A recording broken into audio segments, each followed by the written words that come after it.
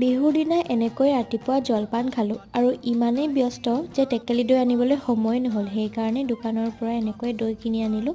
খুবেই মিঠা আছিল আৰু বহুতেই ডাঠ। গুড়ৰ প্ৰয়োজনে নাই, তথাপিতো ভিডিঅ' বনাইছোঁ কাৰণে লৈ লৈছোঁ আৰু। ভাইটিয়ে ভিডিঅ' কল কৰিছে আৰু নতুন কাপোৰ ঘৰতে পিন্ধি আছে তাকে দেখাইছে। আৰু এয়া মোৰ মা হয় দেই। আৰু গধূলি অকণমান ওলাই গ'লোঁ। হেৰি নহয়, এতিয়া যে বহুত ট্ৰেণ্ডিং হৈ আছে ৰীলটো, ইমান বনাবলৈ মন গৈ আছে। অকলে অকলে বনাই দিলোঁ আৰু ৰাইজ।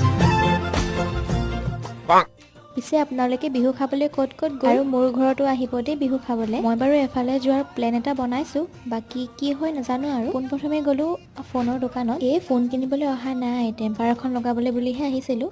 তাৰপিছতে গ'লোঁ বেকাৰী আৰু ফুড কাৰ্ট এখনত ম'ম' পেক কৰি ল'লোঁ। বেকাৰী গৈছিলোঁ যে তাৰ পৰা চিঙৰা আনিছিলোঁ, ঘিউত বনোৱা নেকি, বৰ টেষ্টি লাগিছিল। ম'ম'কেইটাৰ পৰা বাৰু বৰ বেছি এক্সপেক্ট কৰা নাছিলোঁ, কিন্তু প্লেটখন চেলেকিবলৈহে বাকী আছিল। বাৰু আজিলৈ আহিলোঁ, বাই।